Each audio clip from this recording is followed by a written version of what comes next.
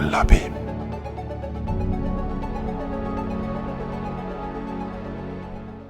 Salut à toutes et tous et bienvenue à un nouvel épisode d'En regardant dans l'abîme. Salut Jules. Salut. J'ai mis du mal à sortir les mots Ouais, tellement on ça- a perdu de temps, c'est c'est en ça. retard. Ça faisait trop longtemps. Ouais, voilà, c'est ça. Il fait 2 mois qu'on n'a pas enregistré, Ouais, je quasiment pense. 2 mois là. Ouais, bon. L'habit, les affaires, la complication, tout ça. Qu'est-ce qu'on va pas dire? On On va pas... rattrapera le. Voilà, puis si on rattrape pas, c'est pas grave non plus. C'est ça. C'est pas grave non plus. Bon, voilà. On est là encore pour vous parler de plein de choses. Donc, dans mon côté, en série d'animation, il y a manga. Et moi, une BD, une série de BD et un film. Ok. Donc, voilà. Je suis content d'être ici en train d'enregistrer, une bonne fois pour toutes. Espérons qu'on n'a pas on n'a pas perdu les pieds. C'est très certainement que oui. Mais Oui, sûrement, c'est pas grave. Mais on va faire comme d'habitude. Donc, voilà, improviser. donc on va perdre les pieds. C'est ça. Et s'éparpiller. C'est ça. Donc, à toi. C'est à moi. Donc on va commencer d'entrée de jeu par la BD. Et je vais vous présenter la Brigade des Cauchemars. Alors, la Brigade des Cauchemars, c'est une série de BD française qui est actuellement en cours. À ce jour, elle compte 9 tomes plus un hors-série. Elle s'inscrit plutôt dans le genre fantastique jeunesse, puisque bon, c'est de la BD jeunesse. Un brin horrifique. C'est aux éditions Jungle et dans la collection Frisson.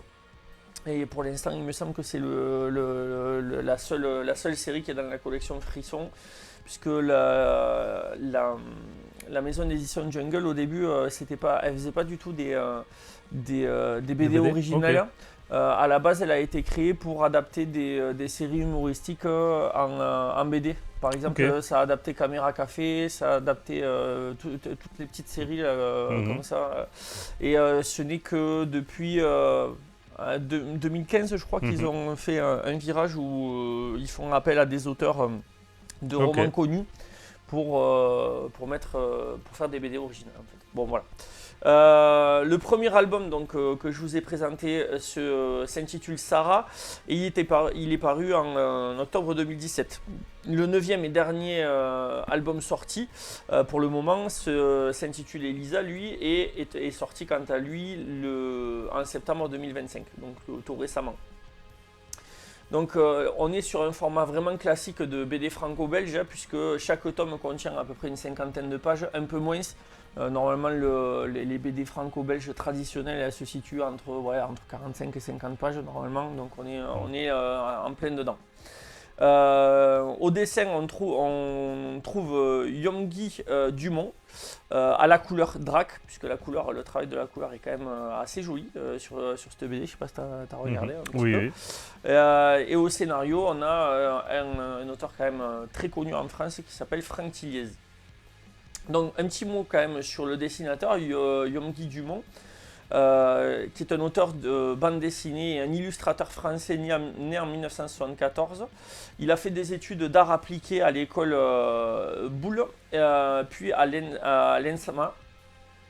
Et il commence sa carrière professionnelle en multipliant dans un premier temps les expériences dans le monde un peu du multimédia, puisqu'il a commencé à travailler en tant qu'animateur pour des séries de dessins animés. Il a travaillé un petit peu dans la presse. Il a participé à des travaux d'édition. Il a travaillé pour également le jeu vidéo. Il se révèle quand même en tant qu'auteur de bande dessinée en 2003, en lançant sa série Raph et Potatoes, qui paraît sous format épisodique dans un premier temps dans le magazine Okapi, qui est un magazine de lecture pour vraiment plutôt l'école primaire, c'est la cible, école primaire, école maternelle, qui va être ensuite, puisque ça va rencontrer un succès, adapté en album grâce aux éditions Glénat. En 2010, il crée sa deuxième série majeure de sa carrière, qui est Chambre Noire, qui lui vaudra d'être sélectionné pour le festival d'Angoulême en 2011. Il est juste nommé, il n'a rien gagné, mais il a eu une nomination, ce qui est déjà pas mal. S'ensuit entre 2012 et 2015 la série L'école de Pan et un tome de la collection des grands peintres sur Toulouse de Lautrec. En 2017, c'est l'année où les Brigades du Cauchemar sortent et ils vont gagner, les auteurs de cette BD, grâce à leur imagination, le prix des collèges du festival d'Angoulême de 2019. En 2019, justement, il commence encore une nouvelle série, cette fois-ci avec Monsieur Tan, qui est pour la génération de mes fils qui est très connue, puisque c'est l'auteur de Mortel Adèle. C'est une série de BD qui s'adresse plutôt aux petits. Et c'est une petite fille, c'est un génie du mal en fait, un petit peu grincheuse qui fait des bêtises et ça plaît beaucoup aux enfants.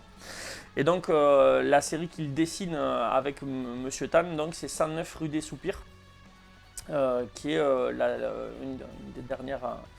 une des dernières séries sur laquelle il travaille en plus des Brigades des Cauchemars. Donc son œuvre lui permet d'accéder en tant que résident à la BNF et il fait partie du jury du Festival d'Angoulême en 2025 par reconnaissance pour tout le travail qu'il a effectué jusqu'à Il est allé. Oui, il a été en tant que... Ouais. Après... Tout n'est pas négatif, il y a des cons partout, mais le festival... non, là on n'est pas d'accord. Hein. pas pour Angoulême, hein. En tout cas ils l'ont bien cherché. Entre 2007 et 2025, il aura en tout dessiné 31 albums de bande dessinée. Entre 1999 et 2024, en tant qu'illustrateur, il participe à plus de 18 projets. Pour faire un point sur Franck Tilliez, c'est un écrivain français et scénariste qui est né en 1973, donc de la même génération que... C'est rigolo des fois, ils sont exactement de la même génération avec le dessinateur. Et moi j'aime bien toujours ces petites anecdotes puisque on s'aperçoit que les métiers artistiques ont des trajectoires toujours étonnantes, comme c'est souvent le cas dans les métiers artistiques, puisque au début il faut forcément faire un travail à côté. Ouais. Et donc lui, Franck Tilliez, à la base il avait fait des études à l'INSEN de Lille pour devenir ingénieur en nouvelles technologies, qu'il avait réussi d'ailleurs, hein, puisque il avait débuté sa carrière professionnelle chez ArcelorMittal à Dunkerque, avant de commencer simultanément en parallèle à écrire. Et c'est grâce à son deuxième roman, donc il n'aura pas trop attendu lui, grâce à son deuxième roman qui s'intitule La Chambre des Morts, sorti en 2005, qui va rentrer dans la sphère des auteurs à succès, donc bankable. Et dès lors, dès son deuxième roman, il va pouvoir vivre de sa plume et donc arrêter son travail alimentaire, entre guillemets, qu'il faisait avant. En 2020, il se classe dans le top 5 des auteurs de romans ayant vendu le plus de livres avec pas moins de 742 000 ouvrages vendus rien que sur l'année 2020. Parce que c'est quelqu'un qui a quand même un bon rendement. Tilliez trouve ses inspirations chez des maîtres du genre, à savoir Jean-Christophe Granger, Stephen King ou encore Maurice Leblanc, Lewis Carroll, Umberto Eco et un petit peu Lovecraft. Il fait partie également des fondateurs de la Ligue de l'Imaginaire, dont un des objectifs principaux est de réhabiliter et de promouvoir la littérature populaire que sont les thrillers, les polars, la science-fiction, la fantasy, etc. Et parmi les cofondateurs de cette Ligue de l'Imaginaire, on retrouve Maxime Chatham, Olivier Descosses ou encore Harry Lovenbruck, qui sont des auteurs quand même assez réputés en France. Entre 2002 et 2025, c'est le début de sa carrière et plus ou moins de nos jours, il aura écrit en gros 27 romans, 29 nouvelles, il aura permis l'existence des 9 tomes des Brigades des Cauchemars, un one-shot qui est sorti juste avant les fêtes de Noël qui s'appelle Le Village en BD.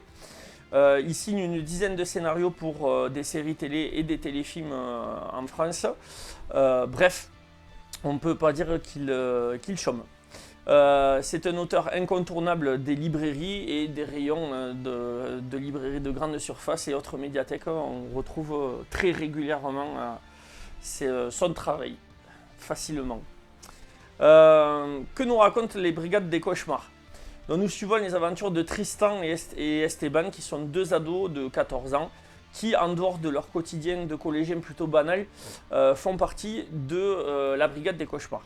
C'est l'aboutissement d'une expérience réalisée par le professeur Angus, le père de Tristan. Ce dernier a mis au point avec sa femme une machine permettant, via un sas, d'accéder aux cauchemars des personnes et d'y interagir dedans, dans un but thérapeutique. Cette technologie est potentiellement dangereuse, puisqu'on peut, dans le rêve, on peut être blessé ou même y mourir. Si le sas n'est pas bien fermé ou si des entités suivent les humains jusqu'à la sortie, elles peuvent alors errer dans le monde réel. Elles peuvent sortir du sas et se matérialiser dans le monde réel avec les autres. Si le patient se réveille pendant qu'on est dans son rêve, et on peut être prisonnier de son esprit ou on peut être perdu pour toujours dans les méandres de l'esprit de la personne. Le temps également s'écoule différemment puisque 1 heure dans la réalité correspond à 24 heures dans le rêve. Il y a quand même quelques avantages à rentrer dans ces mondes oniriques. C'est que dans les rêves, les humains qui rentrent dans les cauchemars des gens ont des sortes de pouvoirs, peuvent avoir des pouvoirs. Donc, par exemple, Esteban, lui, il a la possibilité de traverser les murs. Et Tristan, qui est dans la réalité paraplégique, retrouve l'usage de ses jambes et peut se déplacer à sa guise. Face à ces nombreux inconvénients, vous pourrez quand même vous poser une question légitime, mais pourquoi le docteur Angus, qui est le père de Tristan, envoie son fils et Esteban, qui est un jeune garçon amnésique qui a été recueilli 3 ans plus tôt par le docteur Angus, pourquoi il les envoie risquer leur vie à sa place? Eh bien, en fait, l'explication est donné dans la BD, c'est donné quasiment dès le début, donc je ne spoil pas vraiment. Le monde onirique accepte mal les adultes et il y a une sorte de système de défense qui est inconscient dans l'esprit de toute personne envahie qui s'active pour chasser l'intrus. Les enfants ou ados apparemment passent plus inaperçus et ces derniers peuvent toutefois quand même se faire repérer si ils font des actions un peu inconsidérées dans le rêve. Dans ce premier tome, on découvre que la brigade des cauchemars a pour mission de se glisser dans les mauvais rêves des patients traités par Angus et d'en détruire l'origine afin de les soigner. Alors c'est plus un accompagnement qu'ils font, c'est-à-dire que eux, leur travail, c'est de trouver l'origine du cauchemar pour aider la personne qui fait le mauvais rêve. C'est-à-dire que c'est pas eux qui éliminent le mauvais rêve, c'est la personne qui rêve qui doit faire l'effort de l'éliminer en fait. C'est-à-dire que Tristan et Esteban, ils conduisent la personne à régler le cauchemar, mais c'est pas eux qui règlent le cauchemar. Je sais pas si je suis clair. Oui. Mais si Pour moi, c'est très clair, en tout cas. J'espère que pour les gens aussi. Voilà, si c'est clair pour toi, déjà, c'est pas mal. Mais si la clinique des rêves semble avoir un fonctionnement bien rodé, et Esteban et Tristan être une équipe de choc agissant avec pragmatisme et efficacité, un grain de sable peut rapidement gripper n'importe quelle horlogerie, cachant des informations sensibles, des non-dits ou des traumatismes personnels. L'arrivée de Sarah, jeune fille du même âge que nos 2 héros, va bouleverser ce petit monde. Puisque très rapidement, Esteban a l'impression de la reconnaître, mais n'arrive pas à savoir d'où et savoir comment ils auraient pu se rencontrer. Et de son côté, le professeur Angus, lui, ne dit pas tout au sujet de la jeune fille et de son importance. Le cauchemar de Sarah jette nos 2 amis dans une ville-prison où les adultes traquent les enfants et ados et où aucune échappatoire ne semble exister. La clinique renferme de son côté un patient dans une cellule d'isolement strict et ce dernier ne veut plus jamais dormir et a l'air particulièrement torturé. Les bases sont posées, il n'y a plus qu'à partir à l'aventure. Donc pour élaborer son récit, Tilliez s'inspire de récits fantastiques tels que Les Chairs de Poule, pour s'adapter un peu à son lectorat, et pour créer un thriller psychologique, avec en point de mire ses sujets de prédilection que sont les traumatismes et les peurs enfouies, mais comme je vous l'ai dit, là encore adapté à un public jeune. Il convoque quelques figures tutélaires de la pop culture, comme les Griffes de la Nuit. Hein. On retrouve un personnage qui est un peu habillé comme Freddy. On retrouve un peu l'ambiance Stranger Things, ou encore par rapport au monde onirique, on retrouve pas des citations, mais des hommages à Inception également, afin d'aborder des thèmes sensibles tels que la peur de grandir, la culpabilité, l'abandon, le harcèlement, le deuil. Donc les monstres dans chaque tome, les monstres représentent une émotion qui est bien réelle, elle. Tilliez apprend à son lecteur que la peur peut nous miner, que notre subconscient peut nous rendre malade, mais qu'on a quand même la capacité, par un travail parfois éprouvant, de la comprendre et de l'apprivoiser. Pour vous donner mon avis sur cette bande dessinée, en fait à la base je m'y suis lancé plutôt par hasard. Hein. C'était surtout pour savoir si mon fils aîné pouvait la lire à son tour.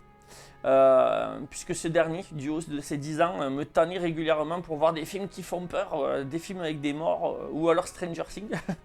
Et étant encore un peu tôt, je me suis mis à la recherche d'alternatives de son âge et je suis tombé donc sur la Brigade des Cauchemars.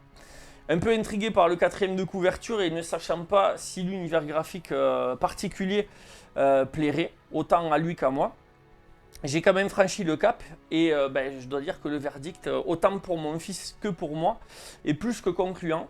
Pour l'instant, on a lu 6 tomes et on aime vraiment cet univers et les personnages et ces personnages qui sont vraiment attachants.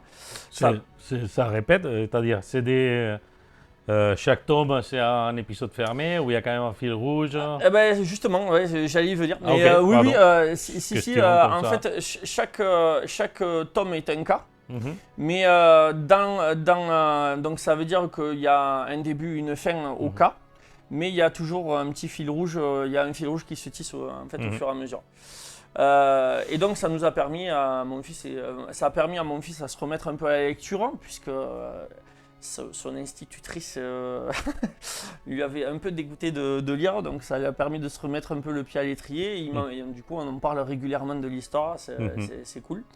Et si vous êtes en mal d'aventure ou que des mauvais rêves vous hantent, faites confiance à Esteban et Tristan et Sarah également pour vous entraîner dans les méandres de l'inconscient, un abîme où tout est possible et où parfois ces derniers vous contemplent aussi. Intéressant. Je n'ai pas grand-chose à en parler de l'occasion parce qu'il faut les lire, parce qu'il semblerait prendre plein d'échos de plein de choses en même temps, avec une couche un peu jeunesse, que c'est déjà pas mal. Au moins, mais c'est jeunesse, mais pas jeunesse à la con. Non, parce qu'en fait, la cible de base, clairement, c'est un lectorat d'une dizaine d'années, on va dire 10-12 ans. Mais c'est déjà pas mal. Vraiment, et c'est là la force. C'est là la force de Tilliez, c'est qu'il a une intelligence d'écriture qui va happer tout le monde en fait. Et ça touche les grands comme les petits. Et en plus, ce qui est assez frappant, c'est qu'en 48 pages, il arrive à raconter plein de choses, plein de situations. Il arrive à développer ses personnages. Il arrive. C'est vraiment. Mais je ne connais aucun des auteurs, Franck Tilliez, juste des noms. Moi, j'avais entendu des fictions audio qui avaient été adaptées. Apparemment, il écrit beaucoup de polars. Oui, lui, il est dans le polar, le thriller, énormément. Je n'ai pas trop cherché, je regardais pendant que tu lisais pour Franck Tilliez. Le seul truc déjà bien qui sort très tôt, c'est qu'il avait fait une lettre de blocage contre les Rennes. Donc c'est bon. Allez. Au moins demi-validé. Dommage, il a été à Angoulême, mais bon. Alors c'est pas Tilliez, c'est le dessinateur. Tilliez, il n'est pas allé à Angoulême, c'est le dessinateur de la BD du monde. Lui, je n'ai pas cherché. Bon, voilà. Donc, voilà. Après, ce qui est vraiment génial dans cette série, c'est comme tu me demandais le fameux fil rouge. C'est-à-dire que grâce au fil rouge, ça lui permet à chaque fin de tome, enfin jusqu'au tome 6 du moins, chaque fin de tome, il y a un cliffhanger qui fait que veut voir la suite. On veut voir la suite. C'est un peu ça.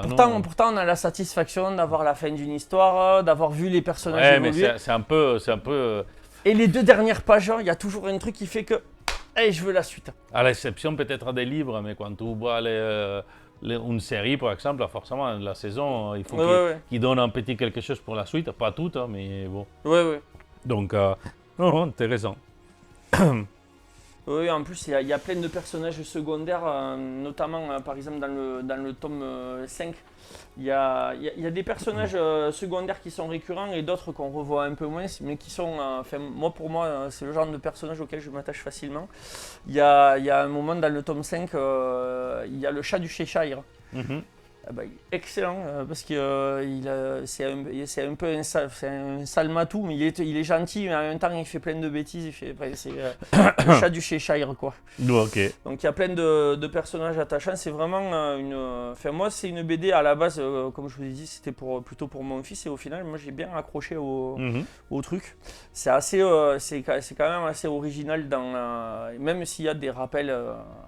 Comme j'ai dit, à des trucs de la pop culture déjà existants, je trouve qu'ils ont bien mené leur barque. Ça a été quand même pas mal, c'est pas mal fait. C'est vraiment bien les personnages. C'est bien fait. Sympa. Voilà. Bah donc à moi. À toi.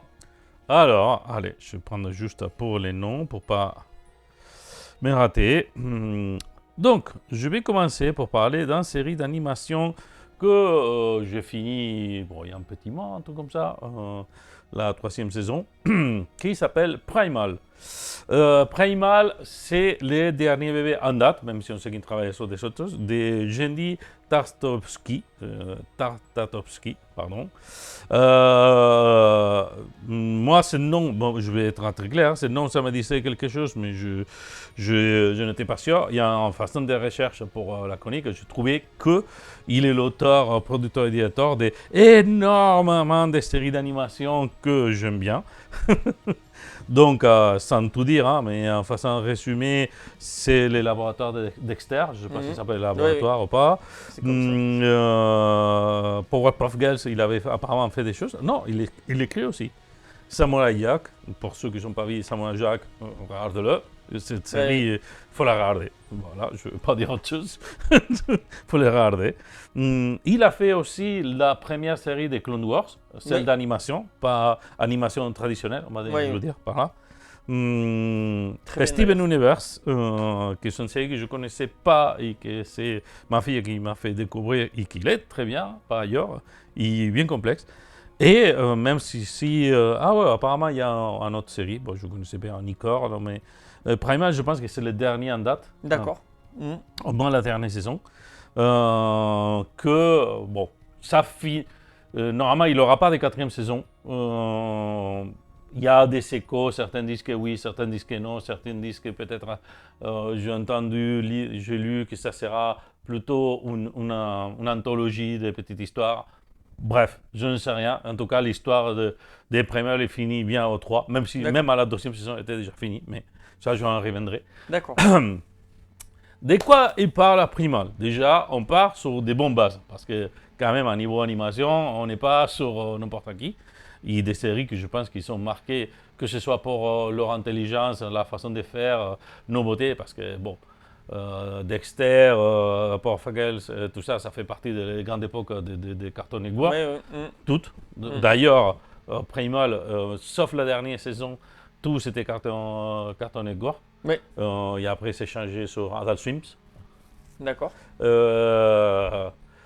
Donc, où il y avait déjà la série d'animation pour des adultes, la série d'animation travaillée, imaginée, même celle qui parle pour les enfants, comme ça pourrait être Dexter, on peut dire que c'est tout sauf simple. Mais tout en captant les petites subtilités qui les font fonctionner, finalement. Et dans ça, on trouve Primal. Primal, c'est carrément animation pour adultes. Là, il n'y a pas d'ambiguïté possible, c'est pour adultes. Parce que Primal, c'est un monde cru, c'est un monde cruel, c'est dur. J'allais dire un monde primitif, mais après, c'est même pas primitif parce que ça tout qui se mélange au fur et à mesure qu'ils passent les épisodes. Et de quoi il parle? Parce que je pense qu'il parle d'un parti pris assez puissant, c'est qu'il parle 2 personnages principaux qui ne parlent pas. Donc, c'est un homme primitif. On ne sait pas ni quelle époque ni rien. Et l'autre, un dinosaure. Voilà. Et toutes ces histoires, ils les font unir des premiers épisodes. L'épisode d'entrée, pour comprendre, je spoil un peu les premiers épisodes, mais bon, c'est le premier de tous, c'est que leur respective famille est morte. Donc, là, en l'occurrence, ce n'est pas leurs parents, sinon le contraire, leurs enfants. D'accord. Tous des situations très cruelles et très explicites, par ailleurs. Très cruel en tant que monde. Hein. On ne parle pas de la cruauté de l'homo sapiens actuel, oui. C'est la cruauté du monde sauvage. C'est-à-dire, c'est dévoré, chassé, maladie, tout ce qu'on peut imaginer. Parce que c'est là qu'on parle, même s'il évolue.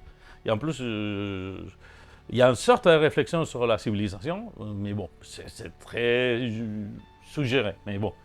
Et à partir de là, ces deux personnages que... on dirait comme ils peuvent s'unissent, ils s'étirent entre eux pas mal, hein, quand même, mais s'unissent et finalement ils deviennent une nouvelle famille. Que c'est vraiment le thème de cette famille, de cette série, c'est la famille. Vraiment, hein, c'est-à-dire, on peut les voir, il y a plein de thèmes qui se mélangent parce que chaque épisode, il parle de tout, de rien, il te laisse en permanence en haleine. Moi, cette série m'a tenu en haleine, notamment la 2e saison. Je pensais que j'allais mourir. Ah oui. Parce que tout le temps, tu es comme ça, tu es tendu tous les longs. Parce que, en plus, comme il est planté tellement très tôt la cruauté de ce monde, rien ne te surprend, quoi. Oui. C'est-à-dire, à n'importe quel moment, ils vont mourir, ou vont souffrir beaucoup. D'ailleurs, ils souffrent énormément tout le long de la série. D'accord? Donc, comme rien n'est gagné, ils ne sont pas les boucliers des héros, comme des autres séries. Oui. Forcément, ils vont avancer, tellement ils ne sont pas boucliers les héros que ce n'est même pas les mêmes héros sur la 3e. Mais si. Je laisse là. C'est mystérieux tout ça. Non, mais il faut les regarder. Ça, oui, je vais aller jusqu'à spoiler là. Oui, non, là, il ne peut pas spoiler la 3e saison. Ouais. Mais ce parti pris, je trouve que c'était un défi en termes d'animation et de communication, que c'était déjà assez complexe en soi, et que pour moi, il est archi réussi sur la série. C'est-à-dire, tout accroche au personnage, tout en sachant qu'ils vont faire des trucs que tu ne peux pas, je ne vais pas dire tolérer, mais tu ne peux pas voir dans un regard moderne parce qu'ils vont chasser, ils vont se nourrir et pour ça, ils vont faire des trucs comme... Il y a un épisode, ça dure très peu, ça c'est pas le noyau de l'épisode, mais juste à comprendre, qu'ils te font créer une sorte d'empathie sur un mammouth qui est un peu mourant, etc., mais très peu, pour qu'ensuite il apparaisse l'héros, il le tue.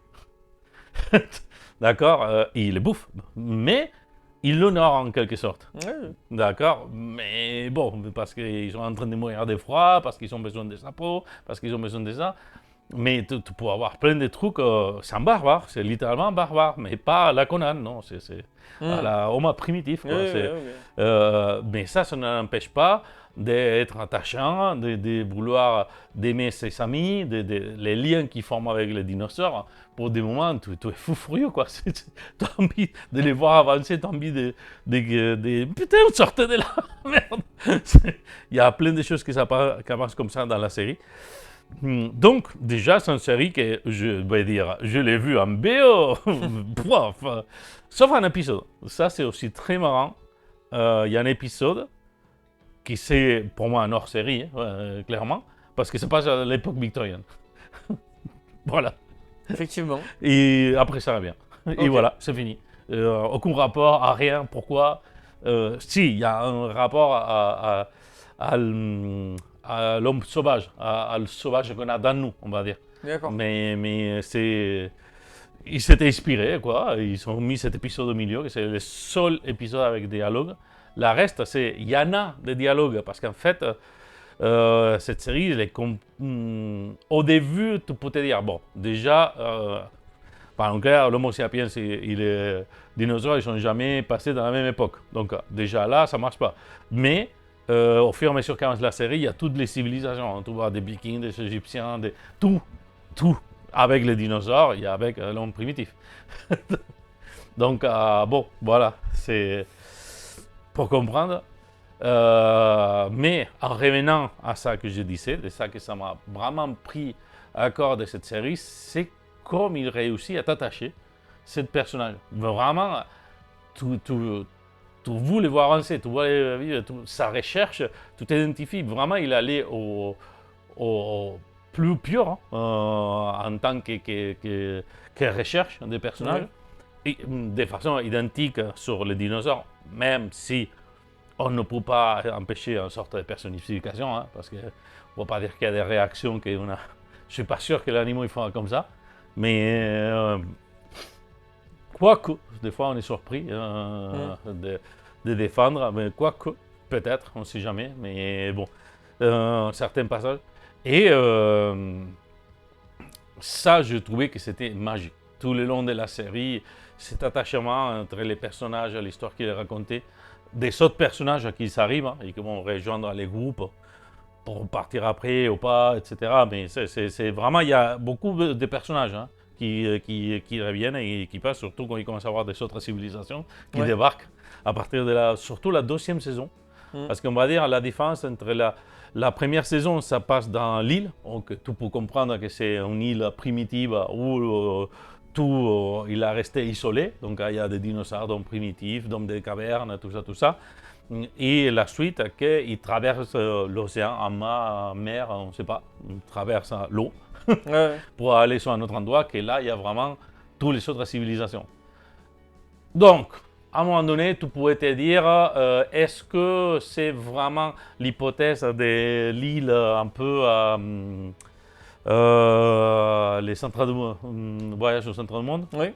Un peu ça, avec l'île isolée, qu'après, il voyage, il a se trouve la civilisation, parce qu'effectivement, si tu écartes cette île et tu écartes les dinosaures, l'autre civilisation, je pense qu'il y a des incohérences, mais ça pourrait tenir.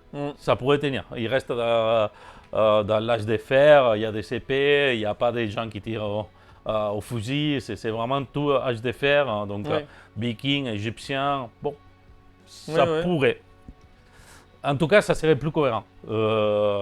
Mais très bien mené, par exemple. Et sur ces changements-là, sur la deuxième saison, il est beaucoup plus, l'ambition est grandie, quoi. Donc, tu vois, parce que là, ça voyage, ça passe. Et la cruauté, il augmente. C'est ça que qu'on pourrait réfléchir un peu à la critique des sociétales, etc. Parce que eux, finalement, dans leur île, c'était difficile, c'était rude, mais c'était la nature, c'était la survie. C'était pas l'homme, c'était pas les prédateurs ultimes, quoi. Ça pouvait être les chasseurs, comme ça pouvait être la proie. Ça se donnait une sorte de cercle vital. Donc, oui, il y a des chasses, oui, il y a des morts. La survie, il est des fois compliqué. Mais c'est resté dans un cercle naturel, entre guillemets, au centre de guillemets, que quand on débarque dans la civilisation, là, ils font face à plein d'autres choses, quoi. Des choses cruelles, mais de l'autre côté, pas la cruauté. Là, on parle de la cruauté humaine, pure. Je parle surtout d'un passage sur les... Bon, tout pour déduire que c'est les Égyptiens, surtout pour comment ils vont habiller, mais c'est pas dit spécifiquement, nulle part. C'est le niveau de cruauté, il est plus. Oui. Ça va très très très loin, avec des conséquences pour tous les personnages. Donc, je sais, pour moi, c'est très très compliqué de parler de cette série sans spoiler. Donc, j'essaie de donner des bribes, de donner des ressentis, de comment ça m'a appris, parce que forcément, il fallait rentrer vraiment beaucoup de choses internes de la mécanique, notamment sur la troisième saison, qu'il y a un changement hyper radical qui s'arrive. Mais qu'à la fin de la saison, pour moi, J'ai entendu qu'il y a certains qui sont plus ou moins critiqués, etc. Mais à la fin de la saison, tu comprends pourquoi c'était fait, tout ça. Parce que si tu prends l'histoire des personnages, ils se comparent, ça, tu pouvais vraiment, mais vraiment, honnêtement, les donner pour finir à la fin de la deuxième saison. Et il arrive à la saison qui semble un rajout. Oui. Peut-être c'était rajouté. Je n'arrive pas à savoir si vraiment c'était parce que le public demandait un troisième, ils voulaient revoir ce personnage. Et là, ils sont mis, tiens, ah ouais, bah tiens, dans ta gueule, un troisième. Mais à la fin, il boucle le cycle. C'était bien mené, quand même. Mais la troisième, surtout pour moi, la deuxième, c'est celle qui m'a impacté le plus. La troisième, j'étais excitant. Je dis, mais pourquoi? Et à la fin, tu dis, bah si, ça passe, je valide, c'est bon. C'est critique. C'est vraiment critique. Oui, là, oui. C'est vraiment critique. Mais voilà, c'est des choses qui sont. Je voulais pas. Parce que c'est vraiment une série à découvrir, parce que j'en arrivais presque pour hasard, sans rien m'attendre. Et je m'ai tout bouffé, mais un coup de vent, quoi. C'était hyper attachant. Je m'attendais, notamment à la deuxième saison, que je passais tendu. Je passais les épisodes, je ne pouvais pas attendre, quoi. J'avais envie qu'ils massacrent cette civilisation égyptienne d'un putain de fois. Que ça passe pas comme ça, par ailleurs, vous verrez. Mais voilà, c'était un voyage. Je tiens à dire, assez extraordinaire. Une prouesse technique quand même, parce que à titre d'animation, parce que c'est vraiment de l'animation traditionnelle, pure et dure, hein, c'est pas de la 3D. C'est bien. Et je ne m'en souviens pas de coup passage, je l'ai vu, cette 3D, donc c'est quand même marrant, comme il est fait. Vraiment, c'est très, très, très particulier. Je vais essayer de chercher un peu les traits des personnages pour vous les montrer, parce que c'est quand même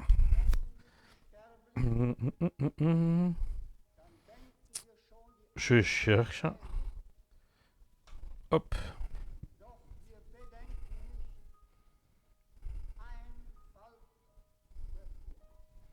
Donc, c'est ça, les personnages principaux. Hop. Voilà. Je vais mettre encore un autre pour comprendre. Aussi, très sympa. Pour comprendre. Ah oui. Comme ça passe des biens pour eux. Ça pique. Oui, ça pique. Mais vraiment, l'attachement qu'on arrive à créer pour ces personnages, c'est fou, quoi. Moi je trouve une prouesse d'écriture. C'est peut-être ça, les choses, parce que tout il est à en parler. Hein.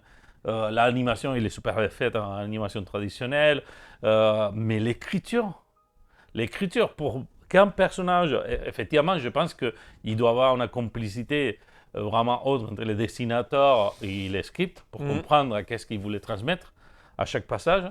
Mais tout comprend tout. Ils n'ont pas besoin de dire un mot pour comprendre. Quand tu comprends sa solitude, quand tu comprends ses chagrins, quand tu comprends ses solidarités aussi, ses entraides, pourquoi ils font des choix.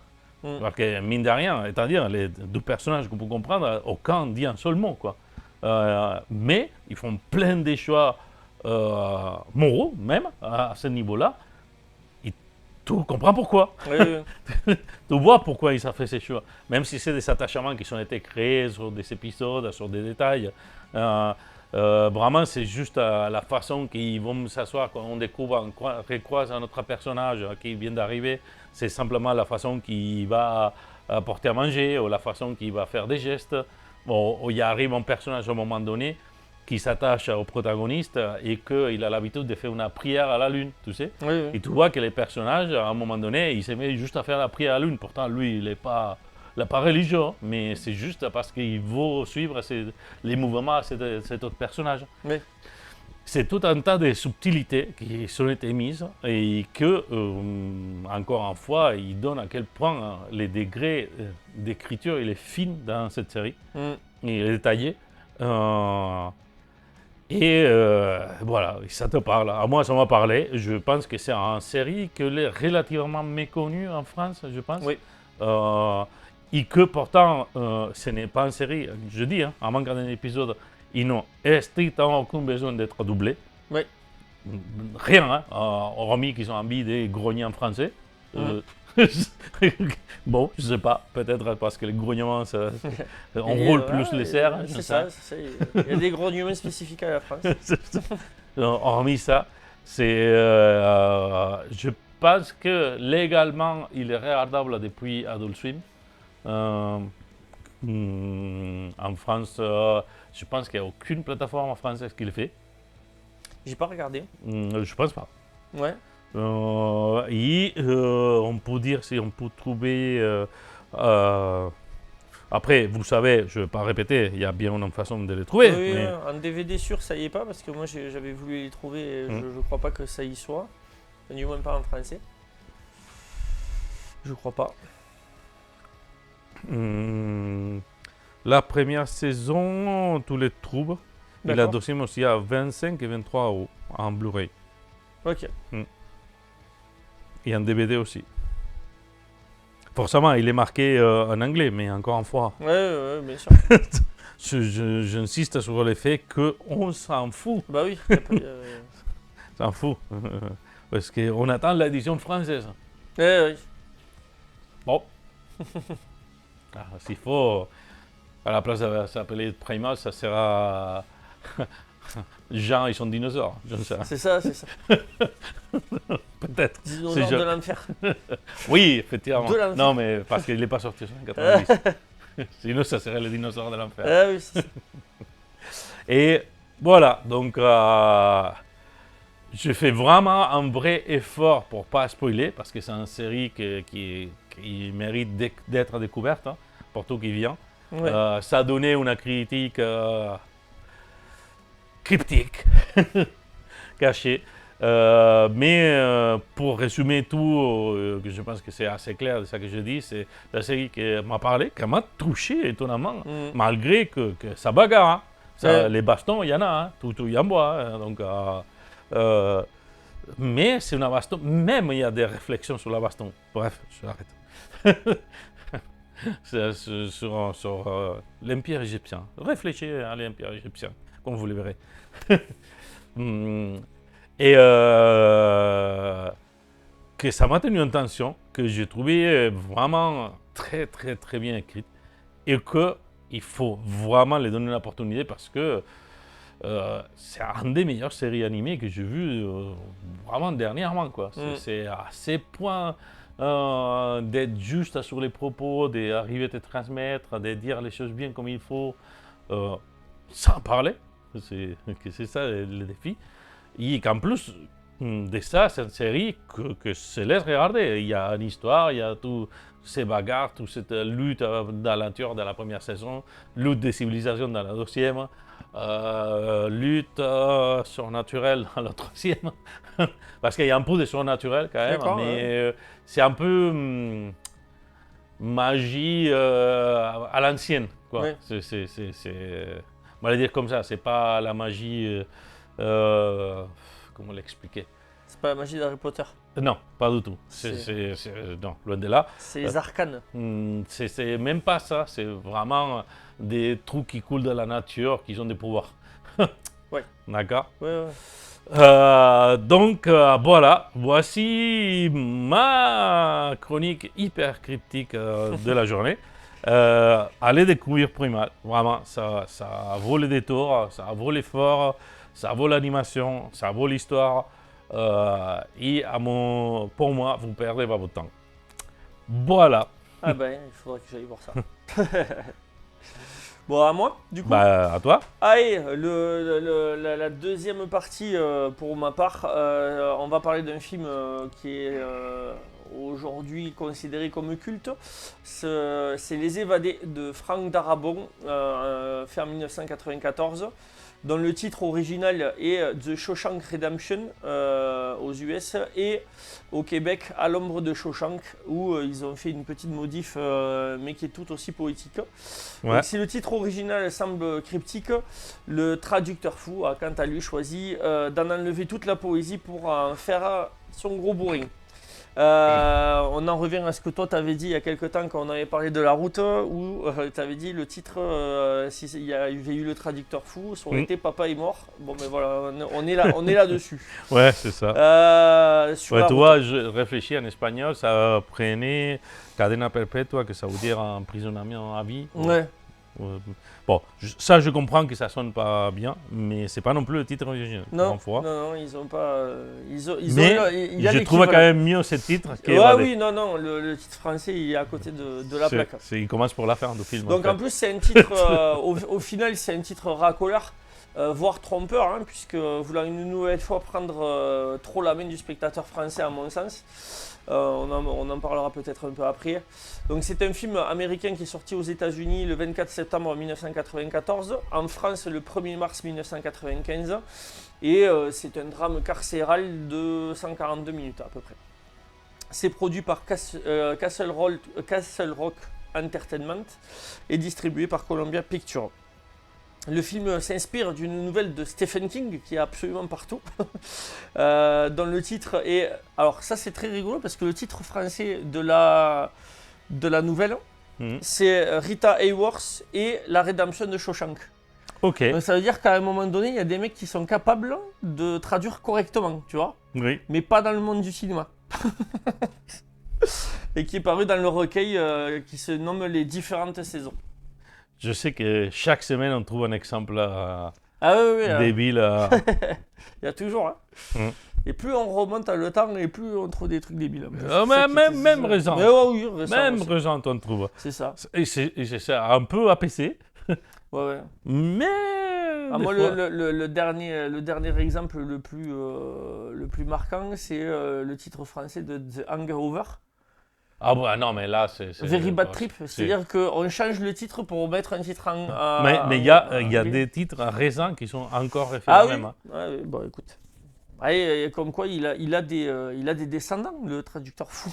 Il faut qu'il... C'est les mêmes, c'est les mêmes. Ou c'est le Il est même. en formol. C'est un vampire. Le mec est éternel.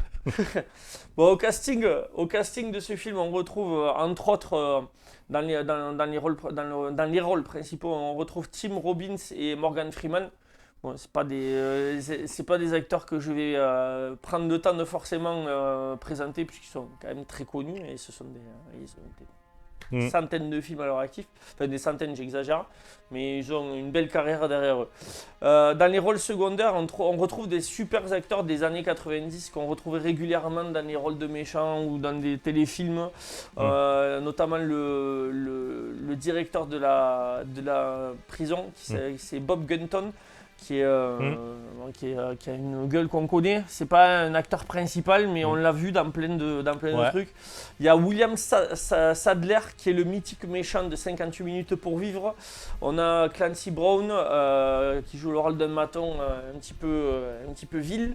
Et on a Jill Bellow, qui à l'époque était un jeune premier et qu'on voit régulièrement dans les séries américaines. C'est écrit et réalisé par Frank Darabont.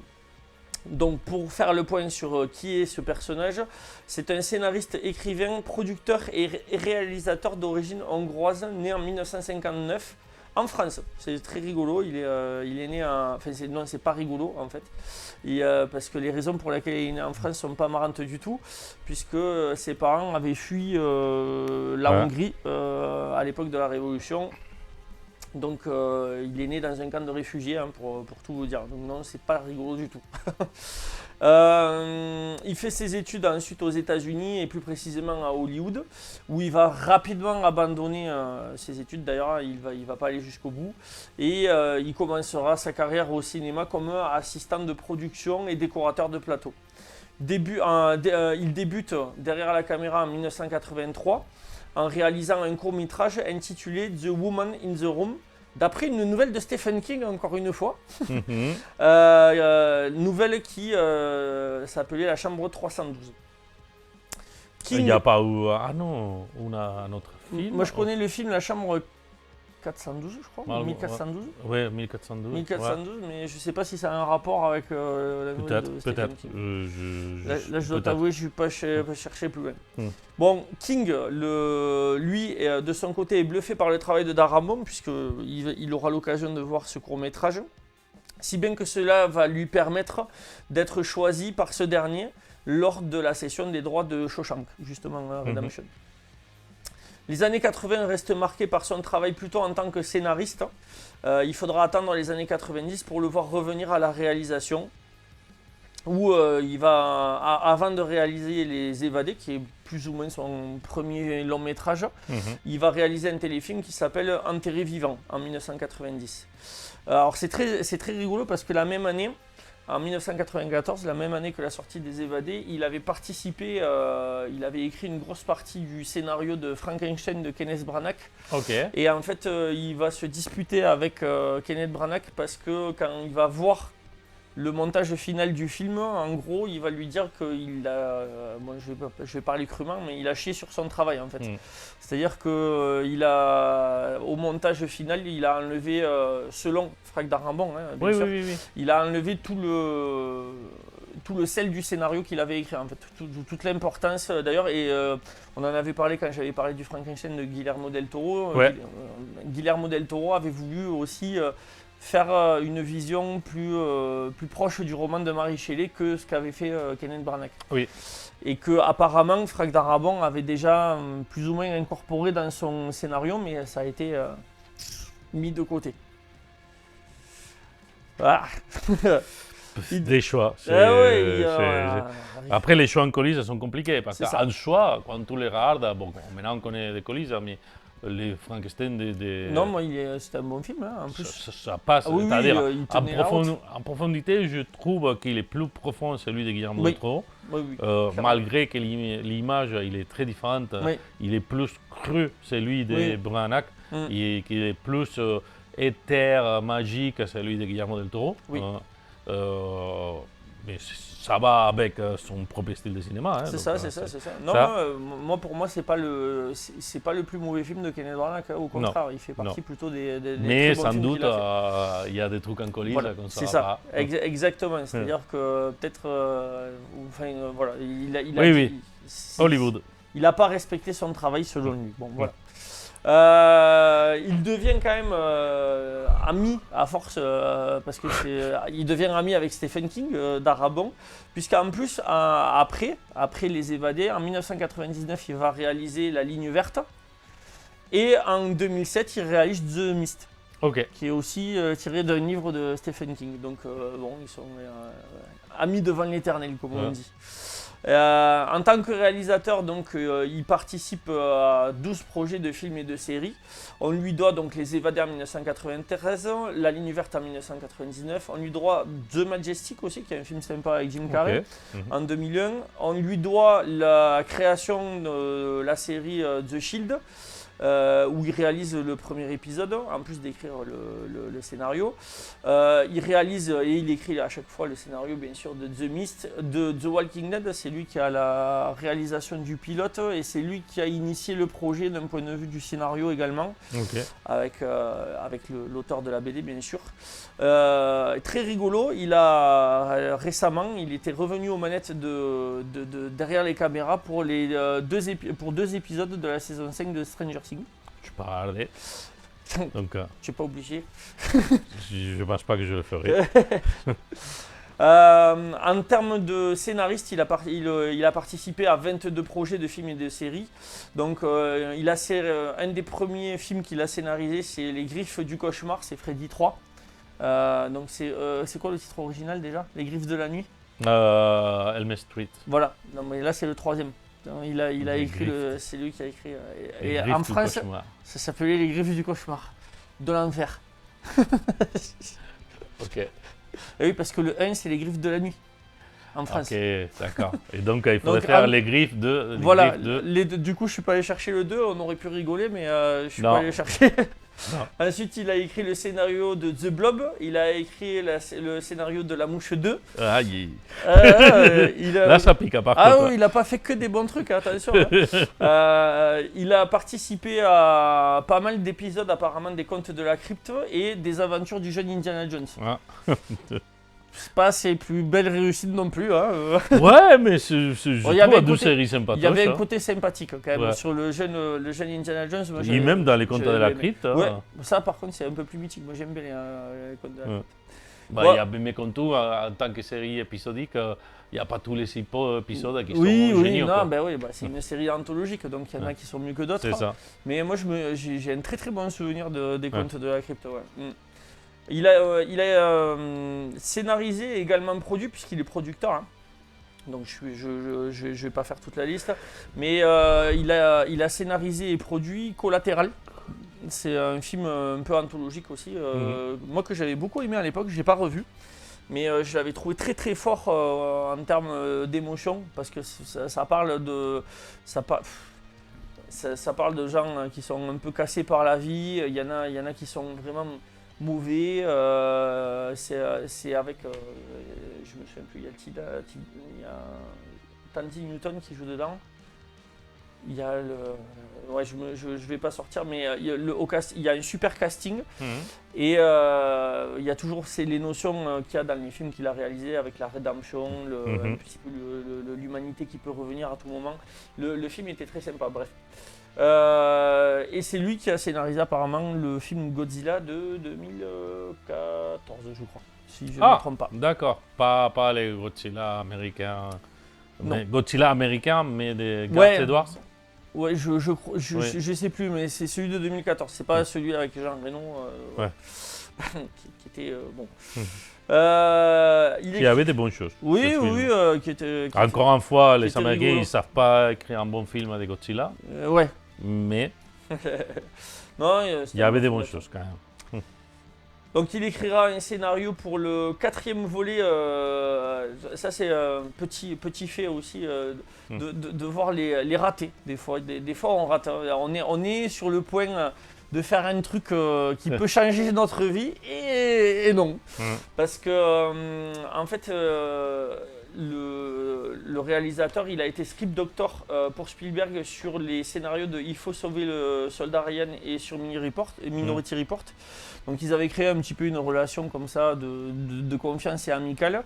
Et vu qu'il avait travaillé sur la série du jeune Indiana Jones, il s'est dit pourquoi j'écrirais pas le scénario du 4e Indiana Jones quand l'opportunité s'est présentée.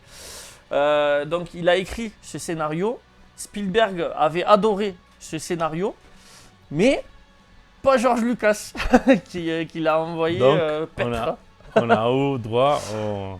Et je sais pas si on a gagné au change, très très très sincère. On saura jamais. On saura jamais. Comme on dit, ça c'est des hypothèses. Hein. C'est ça. S'il faut, il aurait été 10 fois pire qu'il a été, déjà les 4. Parce que les 4, encore une fois, c'est pas... Les 4 et les 5, il faut les mettre à part dans la saga Indiana Jones.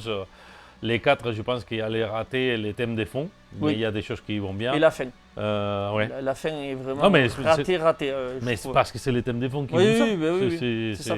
Parce que la fin, on s'éparpille, on commence. La fin magique, on l'a aussi au 3. Mais moi, la fin magique du 3, moi, elle me gêne pas. Même du 1. Même du 1, même du 2, hein, si on y regarde bien, hein, puisqu'il y a une espèce de magie aussi dans le 2, mais qui est mieux maîtrisée. Oui, bon, bref, admettons.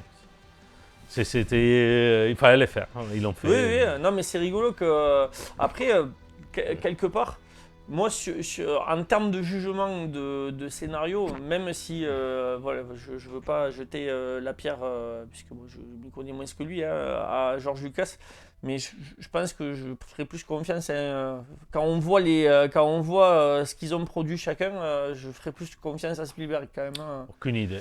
Je suis même pas sûr de ça. Il a l'air plus constant quand même dans le succès, je trouve. Bon bref, Ouais. c'est un avis personnel. Donc que nous raconte le film?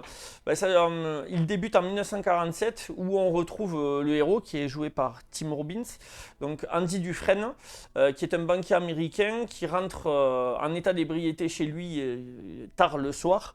Et ce dernier semblait au courant que sa femme entretenait une relation extra-conjugale avec son professeur de golf. Commence d'entrer pas mal. Hein. Ouais. La scène coupe et le lendemain, les deux amants sont retrouvés morts et sauvagement assassinés. Donc le film ne nous dit pas explicitement si c'est lui, si c'est pas lui. Toujours est-il que Andy est arrêté. Il est jugé coupable du double meurtre, bien que clamant son innocence. Et il est condamné à subir, et là c'est la magie de la justice américaine, puisqu'il est condamné à subir 2 peines de prison à vie consécutives. C'est-à-dire qu'il va mourir, on va le ressusciter pour en refaire une. Bon, oui, ça c'est du système américain. On peut prendre 1400 ans de tôle, ça me fascine tout le temps ça, cette histoire. Ouais. Bon bref, sa nouvelle vie... Sauf si tu t'appelles Donald. C'est ça. Peut-être qu'un jour. Ouais, espérons. Sa nouvelle vie commence à la prison d'État de Shawshank, où il va y découvrir l'austérité, la violence des gardiens, mais également la violence des prisonniers entre eux. Il va subir la loi d'un directeur également corrompu. Cependant, si le tableau est plus que déprimant, hein, puisque si on a un minimum d'empathie, quand on voit le monde dans lequel il arrive, on se dit bon, mais j'espère qu'un jour je connaîtrai jamais ça. Hein. On voit quand même que au fur et à mesure que le temps avance, une humanité quand même subsiste et des liens peuvent être encore tissés, notamment avec Red, qui est le personnage joué par Morgan Freeman, qui est un autre prisonnier de très longue durée et dont l'ancienneté et la roublardise lui permettent d'être le fournisseur plus ou moins principal des objets rentrant de l'extérieur pour dans la prison. Donc c'est le contrebandier, le gentil contrebandier en fait. Dès lors, Andy, malgré la violence quotidienne qu'il subit, il se met en tête d'améliorer son quotidien dans un premier temps et celui des amis qu'il se fait. Et plus généralement, à force d'avancer de la qualité de vie de ses congénères prisonniers en fait. Cependant, chaque victoire est éphémère et l'institution menace à tout moment de reprendre ce qu'elle a pu accorder quelque temps plus tôt. L'espoir peut-il alors subsister au vu des années qui défilent en fait, puisque il y a une espèce de temporalité dans le film où la prison elle change pas et pourtant les années elles avancent et on pourrait se dire que l'espoir peut s'éteindre. Est-ce qu'il peut résister justement à ce dôme de fer, à cette broyeuse administrative et à la partialité de l'être humain? Donc, quel est donc le message du film? Et c'est là que le titre français de prime abord paraît très mal choisi, enfin est très mal choisi même, c'est pas que de prime abord. En effet, sans avoir vu le film, le titre peut nous laisser entendre à un film d'action, ou du moins à du suspense, ou encore un thriller psychologique, ou par exemple à une redite d'un autre film culte de carcéral, qui est L'Évadé d'Alcatraz avec Clint Eastwood, qui est un film culte devant l'éternel aussi, pour moi du moins en tout cas. Et c'est pourquoi il vaut mieux regarder plutôt du côté du titre original qui évoque plutôt la rédemption. Stephen King lui-même comprend mieux ses œuvres que le traducteur fou. Bien loin d'un film basique sur le milieu carcéral, Darambon dépeint un drame profondément humain avec pour point central l'espoir comme force de vie et en l'occurrence de survie. Puisque même acculé au plus profond du désespoir, Andy refuse de lâcher ses aspirations à un lendemain meilleur. Il refuse de se laisser broyer psychologiquement malgré des mises à l'épreuve physiques horribles. Et il entraîne dans son sillage Red et les amis qu'il côtoie. Red au début d'ailleurs affirme à Andy que l'espoir est dangereux et qu'il peut rendre fou. Andy lui oppose l'importance de la liberté intérieure et que chaque acte positif, si petit soit-il, peut renforcer son humanité même au plus bas. La relation entre Andy et Red met également en exergue les valeurs de l'amitié et de la solidarité. Donc bon, voilà, toujours le côté positif de l'humanité, quoi. Mais d'un autre côté, le film est une critique assez rude du système carcéral qui crée une dépendance à l'institution au point de détruire l'identité des personnes et de ne plus pouvoir vivre en dehors d'elle. En fait, la liberté devient un facteur de peur. La vacuité de la liberté fait effrayer. Et d'ailleurs, il y a un des personnages qui en paye le prix fort, d'ailleurs, puisque on voit que la réinsertion n'est pas faite, quoi. C'est-à-dire que du jour au lendemain, on lui dit allez, vas-y, sors, dégage, tu vas là-bas et point. Et après, tu te démerdes. Donc, ça doit faire un choc, surtout pour quelqu'un qui est resté 50 ans en prison et qui pendant 50 ans. De toute façon, ça c'est déjà connu, c'est un phénomène connu. Les gens qui sont fait des longues peines en prison, plein de fois. Pas tous, mais plein de fois. Oui, il y en a qui se suicident, il y en a qui refont des conneries pour retourner en prison parce que c'est le seul monde qu'ils connaissent. C'est ça. Voilà.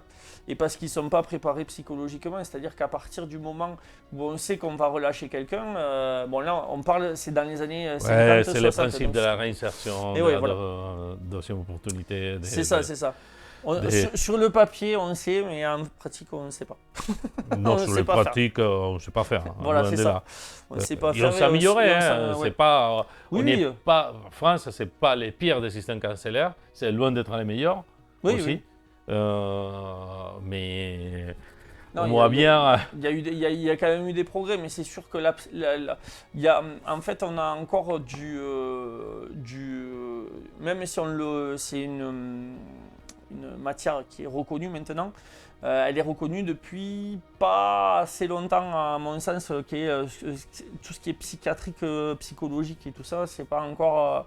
Ça, je pense qu'on commence à avoir un travail. Oui, mais c'est encore, quand on voit par rapport, par exemple, mais France, encore une fois, au budget alloué, tout ce qui est psychologique.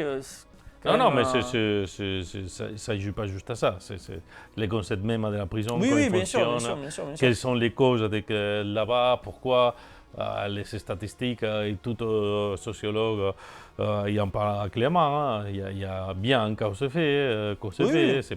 C'est pas pour l'hasard que tout finit là-bas. Donc, socialement, il y a beaucoup de questions à poser, juste que c'est mieux les cacher, c'est mieux laisser les gens là. La manque de liberté, malgré toutes les conneries qu'on entend dire à des politiciens, la privation de liberté, c'est en effet psychologique grave. Après, tu peux pas l'appliquer. Tu peux pas l'appliquer à tout le. Enfin, quand il y a des trucs vraiment très graves, tu peux pas laisser la personne en liberté. Non, je suis pas en train de parler de ça. Je suis en train de parler de pourquoi on arrive jusqu'à là. Oui. Après, il y a des biais, il y a des gens qui ont des facilités à aller vers ça, et il y a des biais sociaux qui font que tu arrives encore plus facilement. Plutôt que les biais sociaux. Mais tu le sais très bien, puisque tu parles de trucs d'humanité, on parle d'humanité souvent. Il y a des gens qui naturellement. Non. Bon. Passons parce que alors on va passer des demi-heures à discuter de ça. Je ne crois pas à la méchanceté naturelle. Je ne le crois pas par ce principe. Regarde des gamins à la maternelle. Ça c'est méchanceté ou c'est simplement des gens qui ne sont pas des repères? Parce qu'à la naissance, on ne sait pas les biens et les mal. Hein. On ne le sait pas, on l'apprend. On l'apprend. Oui, mais ça s'en fait. Après, moi je fais. Oui. On l'apprend. Les gens qui font le mal l'ont appris également. Voilà. Donc. Peut-être de la mauvaise façon, mais ils savent qu'il y en a beaucoup il y en a beaucoup, hein. Il y en a qui savent pas, hein, on est bien d'accord. Mais il y en a qui savent ce qu'ils font quand même. Hein. Oui, mais parce qu'ils reproduisent des schémas qu'ils voient autour d'eux. Oui. Donc, non, mais si on peut tourner les trucs qu'on dit, je ne veux pas dire que c'est actes, je ne vais pas justifier les actes, parce que ça peut être mal. Mais les points d'arrivée jusqu'à là, tu peux trouver toute l'explication et l'acheminement, et c'est un problème sociétal. Et ça, on peut les dépeindre comme on veut, sans problème social. Je suis pas entièrement d'accord avec toi. 100%. Là, c'est Non, mais un problème social. alors attention, je nie pas l'impact de la société, hein, d'accord. Mais pas que. À la fin, tu fais des choix. Il n'y a pas que. Ça, à la fin, Il n'y a pas que. il y a une part de choix que tu Prends fais. les statistiques, tu verras que les choix, c'est pas réel. Il y a une part de choix que tu fais. Non. Si. Si. On est préconditionné. Mais non, et le libre arbitre, il est où, du coup? Ben, parce que... on a tous un libre arbitre. Ah, ça, c'est une bonne question. On rentrera dans un débat bien plus long qu'on n'a pas le temps de faire ici. Allez. Et donc critique du milieu carcéral, critique également de la corruption, des abus de pouvoir, hein, forcément, qui peuvent sévir, hein, de la part de personnes détentrices de l'autorité, hein, qui vont profiter de gens qui, eux, peuvent rien faire de leur côté. Hein. Et ces derniers, en plus, le font sous couvert de morale, et en plus, ils en profitent pour faire de l'asservissement, de l'esclavage, et ils se servent de leur position avantageuse pour avoir la même mise sur un système, comme tu disais, qui est caché aux yeux de tous. Donc face à ces brimades et à ce quotidien qui représente le temps court, Andy lui oppose le temps et la patience. Nous suivons le personnage sur plus de 20 ans et il se sert de la seule arme qu'il possède à son arsenal, à savoir le temps long. Combiné bien sûr à un intellect brillant, puisque le personnage est assez fascinant de Andy. Il avance quoi qu'il arrive, rendant le final du film brillantissime, vraiment. L'opposition d'Andy et du directeur est centrale, comme les deux faces d'une même pièce, hein, puisque l'un pousse ses semblables, y compris les gardiens, à grandir en fait par ses actes et à les ancrer dans l'humanité, alors que l'autre lui renvoie une force parfaitement antithétique, utilisant l'hypocrisie et l'oppression sous couvert d'humanité. Et donc pour donner mon avis sur le film, j'ai été profondément surpris en préparant cette chronique, d'apprendre que le film avait été un échec commercial lors de son exploitation dans les cinémas. Puisque pour moi, j'ai toujours entendu que du bien de ce film, et en plus de l'avis de beaucoup, des gens qui m'entouraient à l'époque et qui m'avaient conseillé de voir le film, c'était plutôt un film culte, quoi. Et l'explication, je suis allé voir un petit peu sur internet, l'explication, les hypothèses qui ont dit que le succès a été plutôt tardif, qu'il est arrivé après quand il y a eu l'exploitation sur la télé, la VHS et les DVD, c'est qu'à l'époque, Tim Robbins et Morgan Freeman, c'était pas des acteurs de premier plan. Ils étaient connus déjà à l'époque, puisque il y en a Morgan Freeman, lui, il était dans le milieu du cinéma et de la télé depuis les années 70, et Tim Robbins, lui, c'était depuis le début des années 80. Mais ils en étaient plutôt confinés à des rôles secondaires qu'on voyait régulièrement, mais pas en tant que tête d'affiche. Je sais pas, c'est des explications qui ont été données. Il faudra voir peut-être les mienne, films qui sont sortis à la même époque. Justement, j'allais y venir. Il est sorti en même temps que Pulp Fiction et ça y est, Forrest Gump. Donc là, c'était compliqué. C'était la concurrence était rudissime. Oui. Donc oui, ceci explique peut-être un peu cela. Ouais. Moi, c'est un film, je fait longtemps que je ne l'ai pas vu, donc je dois l'avoir vu à l'époque. Moi c'était pareil, je l'ai revu il n'y a pas longtemps, j'y suis retombé dessus. J'ai très bons souvenirs, même si j'ai des énormes lacunes. Oui. Autant L'Ami Verte, je m'en souviens très bien. Oui. Je l'ai assez clair en mémoire. Pourtant, ils ne sont pas si longtemps que ça. Non, il y a 5 ans. Ouais, c'est ça. 5 ans, 1994-1999. Après, pour cela étant dit, Stephen King devait avoir un dent contre le système carcéraire à cette époque-là. C'est ça. Et pour le coup, La Ligne Verte a été un succès phénoménal. Oui. Et c'est peut-être pour ça qu'on retient plus facilement La Ligne Verte que... non, pourtant, je l'ai vu et moi, quand je parle de moi, je m'en fous assez bien de ça. C'est l'histoire l'histoire, ça m'a impacté. Je me souviens que, bon, peut-être c'est le côté un peu surnaturel qu'il a ramené, que si mes souvenirs sont pas bons, il n'y a pas du tout des coups surnaturels. À la rigueur, le seul truc qui est un peu surnaturel, c'est que le personnage d'Andy est vraiment très très intelligent. C'est un stratège parce qu'au final, quand tu vois la fin du film, tu te dis que depuis qu'il est rentré dans l'atoll, il avait tout prévu en fait. Moi, moi, je pensais que il faisait un peu au coup par coup, et en fait, quand tu arrives à la fin du film, tu comprends que non, c'était pas forcément du coup par coup. Donc, le côté surnaturel, c'est peut-être l'extrême intelligence du personnage. Peut-être. Bon, voilà. Et donc, pour faire un peu le point sur ce film, donc, qui a été un échec commercial, je le rappelle, puisqu'il est à peine rentré dans ses frais en termes de box-office. Et encore, je suis pas sûr. Je suis pas sûr qu'il soit. Il était près de l'équilibre, mais je suis pas sûr qu'il ait réussi à être à l'équilibre, puisque il est pour un budget de 25 millions de dollars. Il en a rapporté, au final, à la fin, pas tout à fait 60 millions. Oui, donc un coup, oui. Ouais, c'est un petit film. Ouais, voilà. Bon, il s'attendait à mieux, quoi. Donc, à l'heure actuelle, il est un des films les mieux notés de tous les temps sur Internet. Il fait partie des films les mieux. Je crois qu'il est dans les 3 premiers, là, pour le coup, en termes de notation, puisque sur plus de 2 millions d'avis, il a 9,3 sur 10 quand même. Ça, c'est assez rare pour être noté. Oui. Effectivement. Il est régulièrement cité dans les 10 premiers films à voir au moins une fois dans sa vie, dans les classements de plus ou moins tous les pays, quoi. Enfin, tous les pays. Ce que j'ai regardé, c'est un comparatif entre les États-Unis et l'Europe, en fait. Donc, c'est là qu'il est conseillé.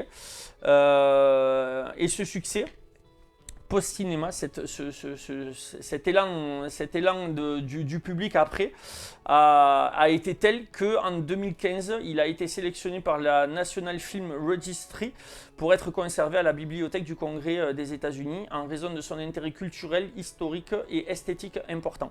Donc il est rentré dans l'immuabilité de l'institution, justement. Qu'il critique. Je rejoins totalement donc ces louanges. C'est pour ma part, un film magistral porté par des acteurs et une mise en scène humaine et poétique. Le film allie ce que sait faire de mieux le cinéma, à mon sens, à savoir nous faire vivre des émotions et nous faire réfléchir au monde dans lequel on évolue, et également nous remettre en question sur notre propre humanité, tout en nous divertissant. Ce qui est pas peu dire. Je finirai par une citation d'Andy Dufresne qui dit il y a des endroits dans le monde qui ne sont pas faits de murs de pierre, et l'espoir est une bonne chose, peut-être ce qu'il y a de mieux, et les bonnes choses sont éternelles. Sympa, ça m'a donné envie d'aller les voir. Ouais. Ben, intéressant. C'est ce genre de film. C'est vrai que c'est sur cette époque-là qu'il avait eu. Bon, cette époque, on parle de Forge Triumph des 5 ans, mais moi, je sais pas pourquoi dans ma tête, c'était tout lié. Cet film, je ne dirais pas en français. Shawshank. Avec les Milbert, etc. Ça faisait en sorte des critiques avec des autres films qui sont sortis pour l'époque. On peut faire une ligne droite avec aussi l'Évadé d'Alcatraz qui était un peu avant. Là, c'était 1989. Ouais. Mais ouais, il y a eu une période où. Mais c'est pas tant les côtés carcérales, un peu cette focus que c'était beaucoup donné dans le deuxième milieu des années 90. Des films qui sont très focus sur l'humain, sur des personnages qui vont souffrir, ils vont en chier, parce que dans les deux films, pour des raisons différentes, ils en chient. Je pense, je risque à dire en bêtise, mais je ne sais pas si c'est milieu des 90 ou 2000, 21 grammes. Mais 21 grammes, c'est le début des années 2000. Je pense pas là, mais dans ma tête, ce sont tous. C'est entre 2000 et 2010, 21 grammes. Si je pense pas qu'il soit si. C'est récent attends, je voulais dire. C'est le film avec Benicio del Toro, hein, c'est ça? Je pense. 2003. 2003, ouais. C'est ça. 21 grammes, c'est le poids de l'âme. Oui. Voilà, pardon. Film culte aussi. Hein? Oui. Film, beaucoup aimé. Je sais pas, ça en fait partie un peu dans ma tête. Je mélange peut-être assez des thèmes qui sont plus ou moins liés dans ma tête. C'est je sais ça, pas c'est ça. pourquoi. Et à côté, quand même, il faut, pour les films du milieu carcéral, donc on avait des films très poétiques comme La Ligne Verte et Shawshank. Et à côté de ça, à la même période, on avait Haute Sécurité avec Stallone et on avait Tango et Cash aussi avec Stallone. Qui sont des films fun par ailleurs, mais bon, là, il n'y a pas de poésie. Hein, Ouais. Ouais. Yo les regarde, moi le premier. Là, c'est pas poétique du mais tout. le regard, ça picote. Ah non, non, là, c'est pas. Ça picote, ça picote. Là, on n'est pas sur on n'est pas sur les mêmes lectures. Non, non, il n'y a pas de lecture. Mais voilà. Mais c'est rigolo de se dire qu'à la même période. En tout cas, dans ce film, tu pourras une interprétation sociale, culturelle de l'époque assez claire. Qui est le méchant, pourquoi, qu'il était l'ennemi des États-Unis à cette époque-là, hop. C'est ça, c'est ça. Oui, tout à fait. Bref. C'était pas les Américains, en tout cas, les méchants. Jamais. Mon Dieu. Quel récit dont on est parlé. Bon, à moi? À toi. Allez, bon, on va un peu quand même lier entre films. Donc après longtemps d'avoir regardé Edge of Tomorrow, un film que j'avais apprécié, pourtant même s'il fait longtemps, j'ai lu de là où il vient. Donc, All You Need Is Kill. C'est juste deux volumes qui sont tirés, je vais dire tout, je vais les lire, dans les scénarios originels. Donc, c'est encore, ça c'est aussi une adaptation. Une adaptation. Ah, d'accord. De Hiroshi Sakurasaka. D'accord. Pardon, pour dire. Avec une adaptation, donc les storyboards du manga de Ryusuke Takeuchi. Et les dessins, que c'est là qu'il les prend en gros, parce que je m'imagine que c'est les plus connus, et que je dirai tout à l'heure les ouvrages, de Takeshi Obata. D'accord? Donc, ça c'est l'origine du film Edge of Tomorrow, en français. Edge of Tomorrow. Il n'avait pas traduit pour le coup. D'accord. Bon, au moins, c'est mieux que ça. Les dessinateurs, un peu, juste histoire de se remettre un peu en place, que...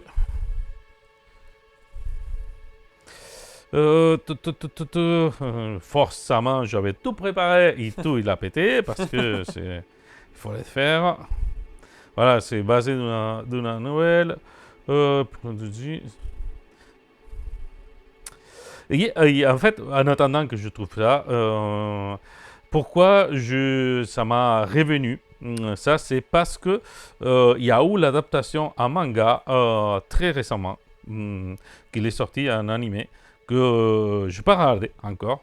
All You Need Is Kill, c'est ça? Oui, c'est l'adaptation de pas Edge of Tomorrow, sinon de celui-là. Obra principale. Ah oui, d'accord. Oui, c'est l'auteur de Death Note, Blue Dragon, Bakuman. Bon, c'est en tant que dessinateur, effectivement, c'est normal qu'ils les mettent en gros. Excusez-moi pour je suis très mauvais sur les noms. Alors,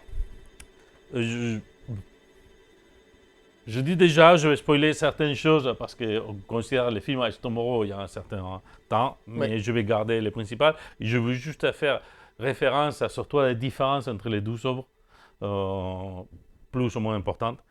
De qu'est-ce qu'il va All You Need Is Kill, et c'est un soldat. Bon, il y a deux auteurs principaux, deux personnages principaux, deux auteurs, qu'on les voit justement ici. C'est les deux personnages qui sont là. Que un, il s'appelle, encore une fois, parce que je suis nul avec les noms, je vais les dire. Hein. Aïe. Les personnages. Donc, c'est Keiji Kiraya, que c'est les protagonistes des deux volumes, mais que c'est lui qui commence, et Rita Bratavsky, que c'est la protagoniste qui est surtout du deuxième volume, mais ils sont entremélangés entre les deux. D'accord? Keiji, au début, les personnages découvrent, c'est un soldat novice qui s'entraîne, qui veut devenir beau, mais qu'il est nul à en chier. plus ou moins les films est comme ça, mais bon, Tom Cruise, il ne peut pas être si nul à chier. Enfin, si, il est nul à chier, mais c'est un gradé Ouais. dans le film. Et que pour une raison mystérieuse, il rentre dans une boucle temporelle euh, que répète tout le temps. C'est un jour et demi, du moment qu'il meurt, il répète, il recommence. Toujours à sa mort. Il recommence la journée, recommence. Et lui, c'est le seul à s'en souvenir. Et à sauf tout le reste de ses compagnons, personne s'en souvient. C'est lui qui s'en souvient tout le temps de qu'est-ce que les heures qui sont passées, s'il a survécu 20 heures, 24 heures, 48 heures, etc. Jamais ça va pas trop loin, pour des raisons qu'on découvrira plus tard. Et qu'ils luttent, sont en lutte contre une invasion extraterrestre, les mimiques.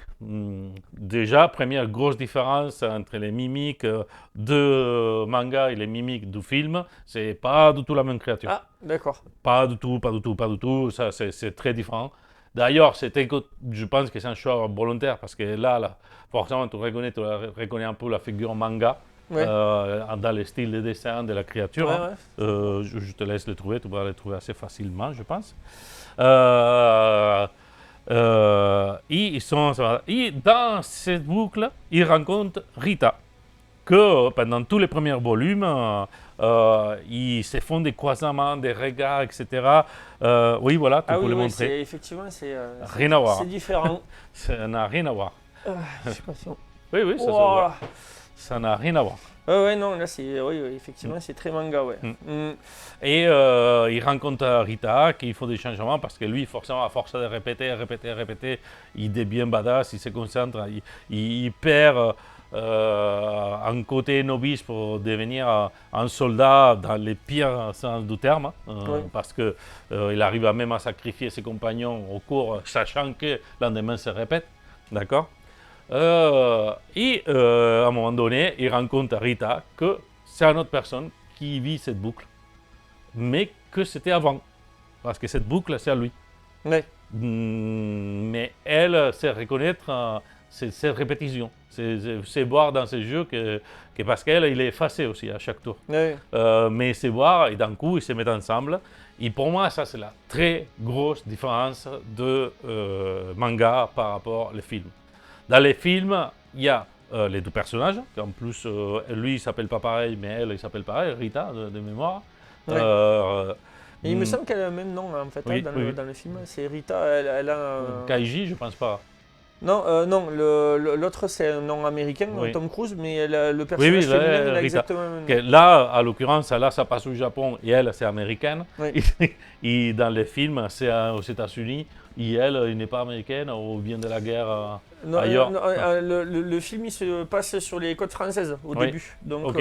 et elle, c'est une soldate, mais il me semble qu'elle fait partie de l'armée américaine hein, Ouais. aussi. Bon, là, normalement, là où les liens, les deux personnages, les liens, il est je trouve, super bien fait.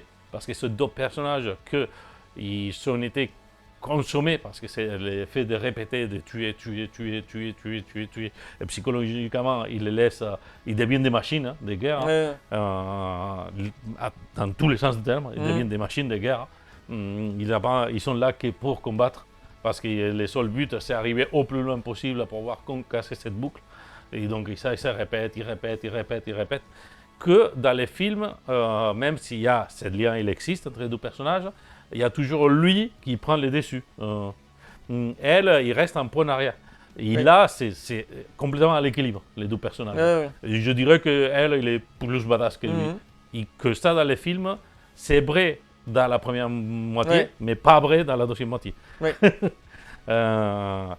Et là, c'est la partie que plus j'ai appréciée des mangas. C'est que, surtout si vous avez vu le film, je pense que la fin, c'est assez semblante, mais j'ai un trou, donc je ne vais pas en parler trop. Il prend beaucoup plus d'essence dans les mangas par rapport aux rapports qui sont les deux personnages et comment ils se construisent entre eux. Ouais. Sans dire pourquoi, parce que c'est forcément la fin, c'est une fin impactante quand même. Tout cette psychologie, il est vachement. Après, dans les mangas, en général, il y a un truc qu'ils savent très bien faire, les mangaka, c'est exploiter ce côté drama de tout le personnage. C'est un classique. Tous les mangas, même les shonen, les dramas, c'est la base du personnage. Ah oui, oui, bah oui. Voilà. Et eux, la différence peut-être ici, c'est que les dramas, pour elle, il a été construit avant, parce qu'elle, il arrive déjà en devenant une machine de guerre quand il rencontre Keiji. Keiji, il est bien au fur et à mesure, et surtout quand il la rencontre à elle. Après. Et jusqu'à un moment donné, que vraiment, il y a une relation qui se forme très puissante entre tension sexuelle, amitié, en tout, que tu comprends, les tout sous les temps, sur l'enseigne de la guerre, finalement, parce qu'ils sont en train de se battre contre des créatures qui sont arrivées. Il y a une petite explication, mais pas longue, des mimiques qui sont arrivés pour anéantir l'humanité, sans pas trop de raison, en plus. Et là, vraiment, c'est là où je trouve vraiment la vraie écart entre un et l'autre.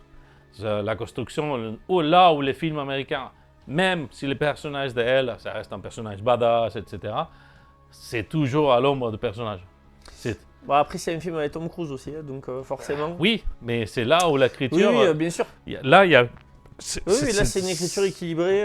C'est quand même pas de maintenant. Ça, je trouve, la première édition, la première traduction en 2014.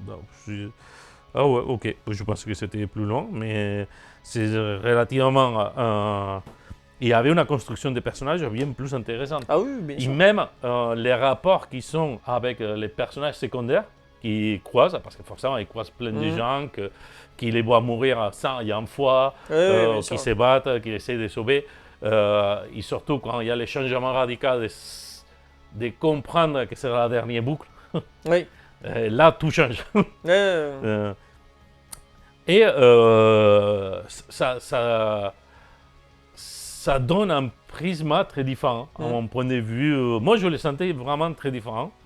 Pourtant, il y a beaucoup de gens, parce que j'ai lu des commentaires, etc., qui disent que les différences sont légères entre tout, hormis le fait que ça passe aux États-Unis, pas au Japon, que les mimiques sont un peu différents, esthétiquement parlant, on va dire. Moi, la construction des personnages, je l'ai trouvée très différente. Oui. Bah, après, là, tu as un côté, une construction de personnages qui sont orientales. Et de l'autre, une version plus marketée pour le cinéma américain, forcément. Mais est-ce que l'effet que quand tu fais 2 couvertures, les deux, c'est un chaque personnage, pour moi, c'est tout dit, quoi. Peut-être qu'ils auraient dû faire 2 films, du coup. Les faire différemment. Les faire différemment. Non, mais pourtant, je n'ai pas un mauvais souvenir. Days of Tomorrow. Je n'ai pas un mauvais souvenir. Le film est quand même bien branlé. Après, effectivement, si on parle de parité des personnages, non, il n'y a pas de parité. C'est sûr. C'est ça que c'est assez choquant. C'est que, en plus, ici, c'est clairement elle, les personnages badass, quoi. C'est les personnages qu'il a. Après, comme tu dis, elle est présentée comme le personnage badass dans la première partie du film. Il y a cette notion de personnage culte, puisqu'elle est reconnue par tous les autres soldats. C'est la guerrière de Verdun, enfin, je sais plus son surnom dans le film. Ici, le nom, il est bien plus corsé. Voilà. Je l'ai trouvé, mais. Mais c'est vrai qu'au fur et à mesure du film, Tom Cruise prend un peu le pas sur elle. Alors que manifestement, dans le manga, c'est pas du tout le cas. Ouais. Comme il l'appelle ici, je vais le trouver parce que là, c'est bien ça, je pense que Ritansky, comment il s'appelle, hein, la Full Metal Beach. Ah oui, non, c'est pas. Non, ils ont été plus soft sur. Ouais. Donc voilà. Après que ça, je peux comprendre, mais bon, après, dans termes de guerre. Mais. Je voulais en parler parce que quand même, c'est deux mangas que j'ai apprécié à la lecture.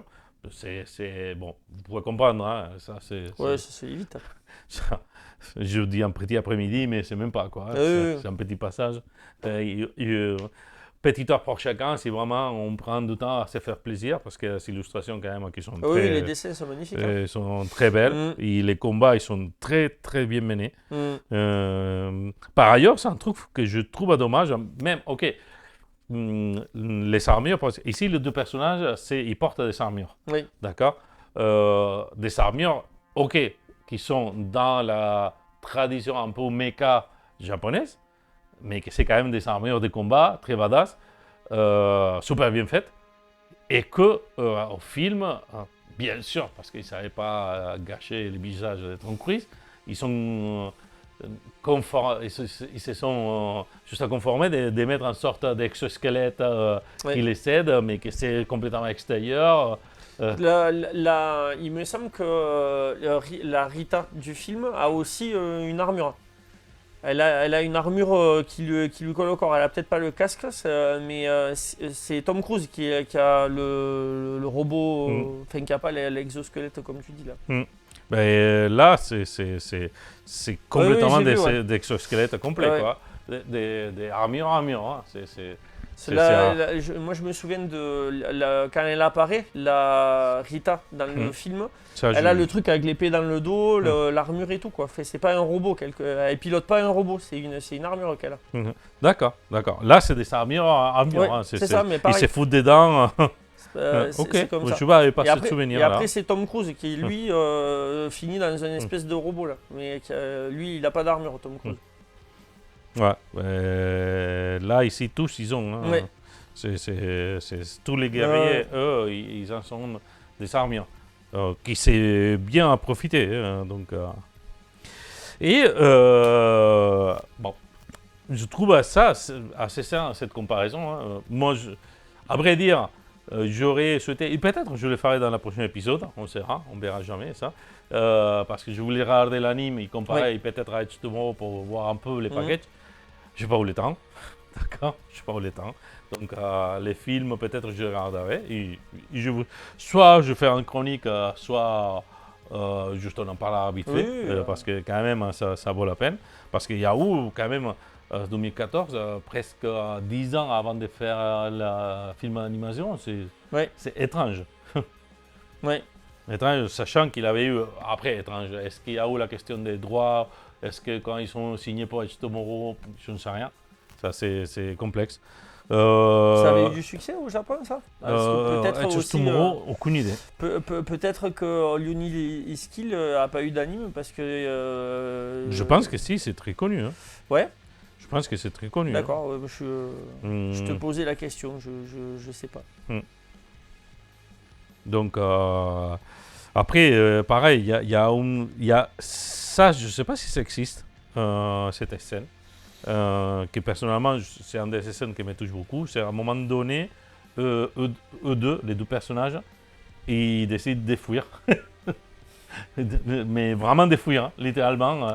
Bon, ils savent qu'ils vont se faire chasser, parce que les ennemis, ils sont en sorte de... Ils peuvent les localiser. Mais ils décident de fuir. Il y a un des boucles, ils ne combattent pas. Ils vont à manger, ils vont à s'amuser, ils vont faire des trucs hors complètement des combats. Et ça arrive tard en plus, hein, ça arrive à moitié du deuxième volume. Quoi. C'est vraiment les moments de basculement des deux personnages, par ailleurs. Hein, jusqu'à ce moment-là, tous les séquences ont été mises, tous les éléments pour l'évolution de la relation des deux personnages. Mais ça, c'est les moments de cassure. Les personnages, ils vont un pas au-delà. Je pense, si je ne dis pas de conneries, qu'ils commencent à savoir que bientôt, ça sera la dernière boucle, parce qu'ils savent où y aller. Mais avant ça, ils font tout ça. Et je pense que cette partie-là, si mes souvenirs sont pas vrais, c'est assez ignoré. Alors oui, moi j'ai pas souvenir de les voir manger, peut-être évoquer de fuir à un moment donné, de dire on n'y arrive pas, on n'arrive jamais, donc faire passer à autre chose. Mais dans le film, je pense pas qu'il passe à l'acte. Mais là, c'est pas ça du tout. C'est vraiment... Ouais, essayer de retrouver un quotidien, faire un Ouais, truc. je pense qu'ils essayent de trouver leur liberté, Ouais, en fait. un peu plus de légèreté, Ouais. voilà. De devenir humain, Ouais, finalement. Non, alors moi pareil, je l'ai pas vu depuis longtemps, mais j'ai Ouais. pas souvenir de ça. Non, je pense pas. Je pense pas. Bon, à regarder, peut-être il y a une scène qui symbolise ça et que Peut-être. je m'en souviens pas trop. Mais je crois pas, À hein, voir. très sincèrement. Pour moi, ça c'est un moment charnière dans l'histoire. Oui. Parce que là, quand ça va commencer, à partir de ce moment-là, il y a la chute finale avec la bataille finale qui s'adonne, hein, une bataille finale qui est contre les extraterrestres, en une certaine quantité, en tout cas, et avec la fin. Il y a beaucoup plus d'essence par rapport à ces scènes, en fait. Oui, bien sûr. Ouais. Donc ça donne un contenu. Pour moi, c'est ça. J'insiste sur ce fait, c'est la profondeur des personnages qui change tout, quoi. Ouais. Qui change tout, c'est l'écriture des personnages que les côtés hollywoodiens, il enlève du sens à mon goût. Oui. Il enlève du sens à mon goût. Donc, bon voilà, j'enfonce des portes ouvertes, hein, parce que Unity Skill, je pense qu'il y a déjà une certaine réputation. Les mangaka qui les fait, les dessins, bon bref, hein, avec tous les noms que je dis et que je ne savais pas, bon, qu'est-ce qu'on va dire, hein, des plus. Ouais. Mais ça mérite les passages et ça mérite vraiment une nouvelle vision de cette histoire, de qu'on reste toujours coincé sur les visions américaines. Et comme d'habitude, on ne va pas dire que toutes sont mauvaises, mais les adaptations sont toujours compliquées. Oui. Et là, encore une fois, ce n'est pas une adaptation ratée, ça c'est injuste à dire. Voilà, ça a pas l'air. C'était raté. Ils n'ont pas l'air de s'être chiés totalement du peu que. Non. C'est juste un côté que j'ai trouvé. Bien sûr. En fait, c'est toujours subjectif l'approche qu'on a. Donc, moi, quand je cherche des histoires, j'adore les personnages bien construits, avec une psychologie qui est attrayante, ou que tout est pour créer de l'empathie pour ces personnages. Et là, je les trouve plus facilement dans ces 12 tomes de manga que dans les films en soi, que surtout Tom Cruise, mais parce qu'il sait jouer que ça. Il joue les gars un peu maladroits, mais qui deviennent badass, quoi. Voilà. Et qu'il a son petit corps, mais il joue les mêmes personnages que toujours, quoi. Bah oui. Donc, pourquoi changer l'équipe qui gagne? Donc, voilà. Donc, et avec ça, encore une fois, on va finir tôt, quoi. Ah oui. On va finir tôt. Bon, écoute. La prochaine fois, on se remettra, on va faire un pari de faire un programme de 12h30. Allez. Il faut comprendre des choses.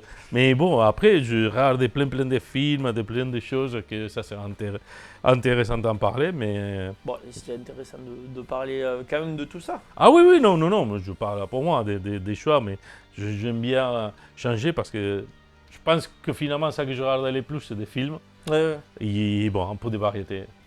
Ça j'aime bien. Bah oui. Et j'ai des autres choses comme les Midnight Tales de Bablé, que je voulais en parler, mais je n'ai pas fini de lire le deuxième volume. Donc quand je finis ça, j'en parlerai aussi. Des Disco Elysium, je pense que j'en parlerai aussi, des jeux vidéo. Ah oui, excellent ça. Ouais, c'est pas mal. C'est pas mal. Mais je n'ai pas fini, donc j'en parlerai encore. Il y a plein de séries comme suit, mais que maintenant qui ne sont pas finies. À l'exception que j'avais fait avec des bières. Oui. Parce que cette série, il mérite tout. Et From aussi, non? T'avais pas parlé de From? Non, From, on a toujours parlé. Ah, on a parlé avant. Putain, je croyais qu'on en avait fait. Non, parce que je pense que quand toi, tu n'avais pas chroniqué Lost oui, c'est pour ça, on en avait parlé un petit peu. On avait abordé le sujet, C'est ça. Que par ailleurs, il vient de sortir la 4e saison. Ok, en train de sortir, il manque quelques épisodes. Et ils sont déjà annoncés que la 5e, ça sera la dernière. Que c'est une bonne chose. En vrai. 20 saisons, il faut plus. Ouais. Surtout sur ce type d'histoire. Au bout d'un moment, tu essouffles le non, mais l'histoire, c'est intéressant qu'il y ait un début d'une affaire sur l'histoire. Donc, non, mais je veux dire, parce que moi j'ai vu le premier épisode et je vois pas comment tu peux mettre 15 saisons là-dessus, quoi. Je t'assure que 5 tous les jours. 15, j'ai dit. Non, mais je. Mais ouais, mais 5, oui. 5, ça fait partie d'un truc où, comme ça, tu as de la matière quand même. Tu as pu développer comme il faut les personnages et tout. Mais c'est vrai que quand tu commences à viser plutôt les 10 saisons, voire plus, là, souvent, c'est le moment où ça commence à s'essouffler. Ça s'essouffle vers la 8e en général saison, quand tu as des très très longues saisons comme ça. Il y a une série que je ne chroniquerai pas parce que je ne l'ai pas finie, mais que je peux conseiller de regarder parce que la deuxième saison, c'était une très bonne surprise, c'était Paradise. Paradise. La première saison, c'était. Oui, tu m'en avais parlé. Ouais, c'était un peu sur science-fiction, anticipation, village avec des touches de polar et des mystères, etc. Mais la deuxième saison, il a fait un basculement au Last of Us. Et je ne parle pas pour les côtés infectés, pas du tout, sinon plutôt pour les côtés histoire humaine. J'étais surpris, j'étais scotché. Mais bon, c'est une série que je ne peux pas encore trop en parler jusqu'à qu'ils finissent. Disney Plus, hein, Paradise. Oui, je pense que c'est ça. Oh. Ou voilà, ouais. Ou ce que vous pouvez. Voilà, c'est ça. Bon voilà, donc merci d'avoir arrivé jusqu'à là. J'espère qu'ils s'intéressent, on fait des thèmes très divers. Merci aux 12 abonnés qui sont arrivés je ne sais pas d'où. Ils sont débarqués. 2 mois d'absence, on a 2 abonnés, c'est pas mal. C'était sur les derniers épisodes, je pense, les 12 abonnés. Mais bon. Voilà, en tout cas, merci d'avoir arrivé jusqu'à là. Merci d'avoir écouté. Et je te laisse les mots de la fin. N'oubliez pas que l'abîme vous regarde aussi. Allez, à bientôt. Au revoir.